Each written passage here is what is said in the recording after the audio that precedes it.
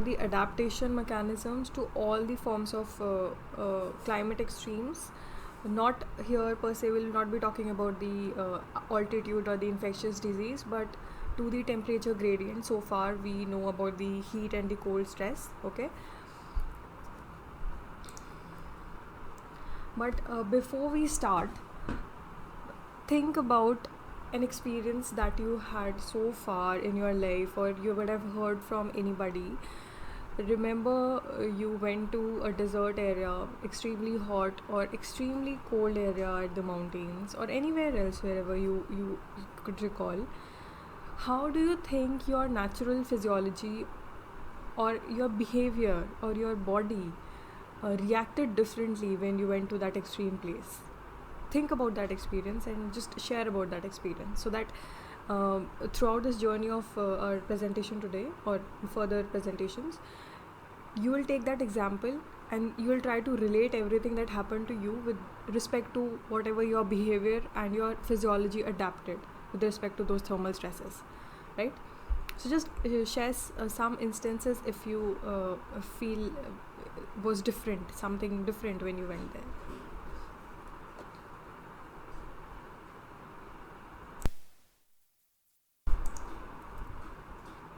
So in our previous presentations, we have discussed how we defined adaptation as understanding the changes or adjustments which are hereditary in structure of habitats of habits of a species of individuals, which improve its condition and especially in relation to their environment, right?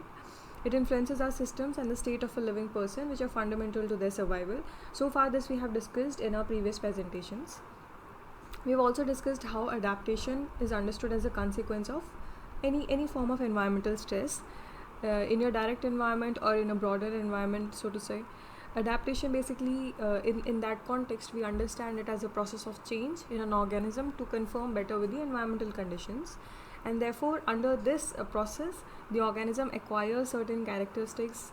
It involves their changes in morphology, as we talked about the genotypic and the phenotypic changes.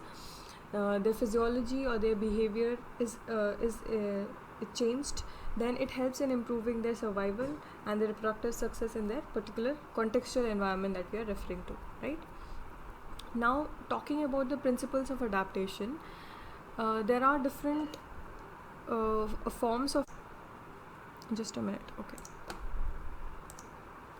So there are three different principles of adaptation we want to talk about. One we've already discussed in our previous presentation was about the phenotypic and the genotypic adaptation, where we talked of phenotypic plasticity, as in the capability of a genotype to change its phenotype based on certain environmental conditions. And therefore, when we talk of the second adaptation mode, is the genotypic or the evolutionary adaptation, which occurs at a larger process of or evolution or course of evolution, wherein we understand the changes in allele frequency due to selection pressures which are exerted by the environment. Okay, this we have discussed in previous presentation, but today the second principle that we'll be emphasizing on is the positive and the negative form of adaptation. So in this context, basically, when we talk about acute responses to any stress being applied on you, that response could either be potentiated or it could be blunted. Potentiated meaning, for instance, if I am not a mountain person, I have not been staying there for long, but the pressure exerted with respect to the altitude is definitely going to produce a response in my body, right? Like that likelihood of a response to occur, or the potential of a response to occur, is therefore different for me with respect to a person who has already been staying in a mountainous region for a very long time. They came to the plains, but they went back. Their response will be totally different, right? Similarly, there is a example of Australian Aborigines, wherein they have been staying in the cold stress for a very very long time, like since for many generations they have been staying in a cold stress as in cold environmental conditions. So उनमें क्या देखा जाता है? Shivering, I will be talking subsequently. Shivering comes as a process of your physiological adaptation towards cold stress. Like मतलब अगर बहुत ज़्यादा ठंड लगती है then our body physiologically it is naturally adapted to shivering because there is some form of tension being created in your muscles which creates heat. So that production of heat is basically the idea of as a response of your body towards cold stress. So in Australian Aborigines, what we see is over the period of time they have been staying for long generations. So behaviorally or physiologically they have been adapted to those coldest of the stresses, right? So therefore shivering as a process of thermogenesis was found to be less pronounced, as in it was considered as a blunted response. Blunted as in they are habituated to that form, so therefore they are not affected that much. When we talk of some non-adapted Europeans who are exposed to a similar form of cold stress, okay, so therefore that form of stress being applied on your body has a different response or reactions of your body, or your adaptation, physiological adaptation is different for different communities who have been staying there and who have not been staying there for a long time, who have been exposed to that stress or who have not been exposed to that stress. So therefore we can say that these could be beneficial, but to some extent these could be detrimental depending on the context that we are referring to. So therefore some of the forms of adaptation are positive, like they have acquired that form of adaptation in a cold stress, therefore it's a positive adaptation. But for some people it could also it could be an outcome, it could be a negative outcome of adaptation for them. It could be detrimental on their physiology. Now when we talk of the third principle of adaptation, it's about the functional and the morphological adaptation. How? See, when there are thermal disturbances, any like heat or cold, whatever it is, let's consider heat energy, heat for instance, heat stress. Exposure, external environment is exposing you to some form of heat stress. There is a increased temperature in your direct environment, and subsequently thermal energy is being transferred to your body, to your organ system. Over the course of this transfer, a feedback is sent to your central nervous system, as in they are the controlling system who are controlling your passive system. So looking in this figure, your central nervous system becomes your active system, whereas your other organ system which are directly exposed to the environment or to those thermal stresses, those become your passive system, that is the control system. So in a general mechanism, if you had to say, when we are not exposed to any form of stress, or when we are in a homeostatic condition, in that form your central nervous system is controlling your organ system as a whole, right? So to say, your mean body temperature is being controlled throughout, in absence of any form of stress being exerted. But when we say we are living in an environment which is constantly changing, or if at all environment is not changing, at least our body mechanism is changing. For instance, if we are consuming food, in that process also we are doing a lot of activities within our body. Our organs are still functioning, and a lot of heat is being generated endogenously within our body, right? So that is one form of heat generation, it's referred to as endogenous heat.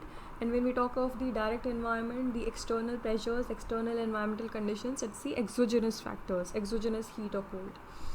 So whenever these pressures are exerted from your internal or your external environment, your passive system, that is your organ system, you as a system of different organs, those organs are actually affected. They are in the direct contact of those stresses, and therefore this disturbance, this gradients is identified by your central nervous system. They will be immediately talking to your passive system. They will be directing that this should be done or this should not be done, right? And ultimately you will be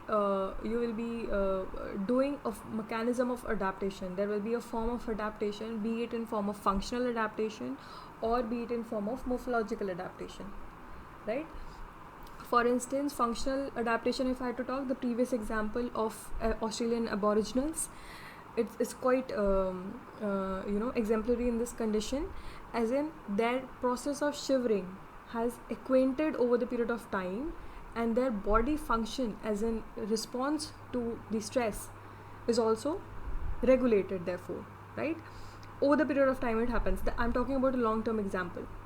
For a long-term example of the morphological changes, morphological adaptation, you would have seen in Himalayas or in higher altitude places, people who are living in a colder climate, right?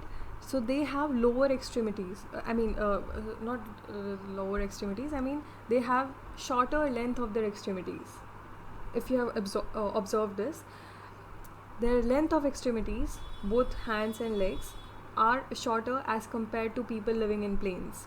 Similarly, if we see people who are residing in hotter climate, let's say African communities, they have actually longer, the length of their extremities are quite long, right? Make it an observation. So this is an example of morphological changes. There are a number of other examples also. So this becomes one standard example about it, right? So far clear this process of adaptation, how morphology and functionally different forms of adaptation happens, and central nervous system plays a major role in controlling all these as a stress regulator in form of different thermal stresses you're acting upon your passive system, and how the method of adaptation occurs, therefore, based on maintaining your homeostatic condition and taking it back to the homeostatic condition so that you do not have a thermal injury, so to say, right? Now in all of this, the thermoregulator mechanisms, these are controlled. If we talk about the metabolic rates or the sweating, shivering, vasomotor activities, etc., we'll be discussing all of these simultaneously. So far clear? So these were the three principles of adaptation. First is about the phenotypic and the genotypic expression. Second, about your positive and the negative aspects. And third is your functional and morphological adaptation. We'll be discussing, there are two processes, vasomotor, vasodilation, vasocontraction. So it will come in terms of stress response, physiological stress response. Okay? We'll be discussing, don't worry. Now there's a small discussion about this adaptation theory. I'll give the reference to this article. Kindly read about this article, read this adaptation theory, because not just in my unit but in other units also, this understanding is very much important for adaptation theory. Okay. Now, depending on the nature of stress, be it in terms of frequency, the duration of that stress, intensity of that stress, variations of those stresses, adaptation is being induced, right? Any variation in that form of stress is reflected to, yeah, we'll be discussing, don't worry. What I was saying, okay, so depending on the nature of stresses, the different form of adaptation is induced. Now considering this graph, basically this course of adaptation is described using these combination of what we call it as curvy linear growth and the decay curves, right? So if we understand, the graph is visible to all, right? If we talk about this graph, in the lower bottom here, in this phase, if you see, we are living in a pre-adaptation state where stimulus is there to some extent, but it is within the adaptation threshold, right? So a stimulus, if not exceeding that adaptation threshold, we are living in a normal state, as in we are not adapting to certain new physiology or new behavior or sort of things, right? Within that adaptation threshold, we are living in a normal state of physiology.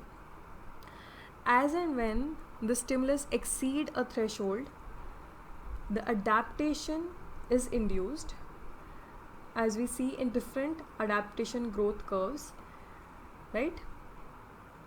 Now what happens is stimulus basically affects the organs.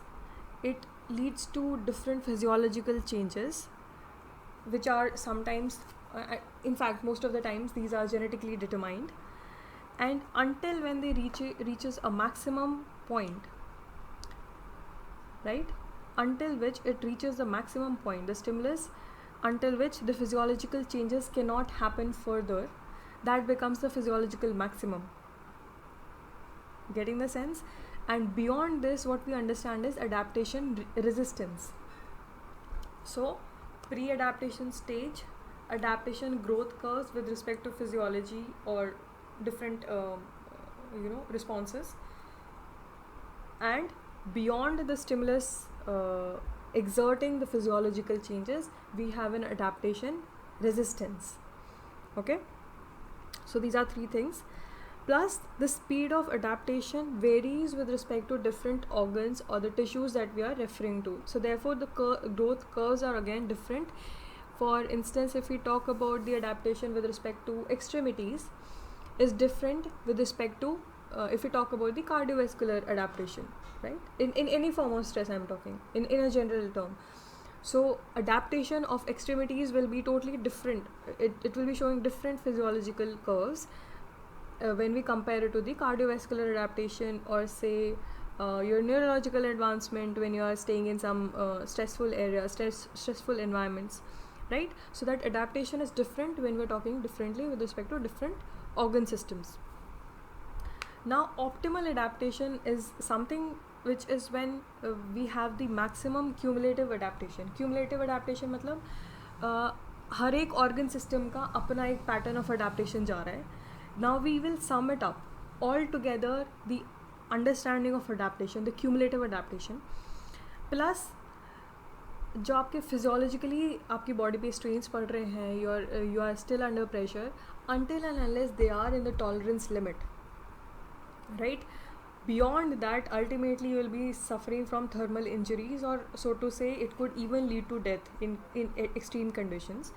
But if we are within within a tolerance limit of those physiological strains plus your cumulative adaptation, altogether it is understood as optimal adaptation of a human body. Okay, so far clear? Now as and when we see the stimulus is being withdrawn, or let's say the stress is being reduced, or we are moving away from a stressful environment, the adaptation shows a decay. There's a loss of adaptation. Now this again varies with respect to your organ. If we are talking in a long-term physiological change, definitely your body is not going to show this form of intense decay, because this has become a part of your gene pool over the period of time. That extremities, for instance, if we talk about communities living in Himalayas, you will see they are shorter in their stature, they are shorter, they have shorter limbs. So that is an identity of their gene pool, because over the period of time their physiology have adapted in form of their genotypic expression, not simply saying with respect to the phenotype, right? So this genotype takes a very long time when we talk in terms of withdrawal of the stimulus and their subsequent decay of the adaptation pattern. Okay? So with respect to stimulus, therefore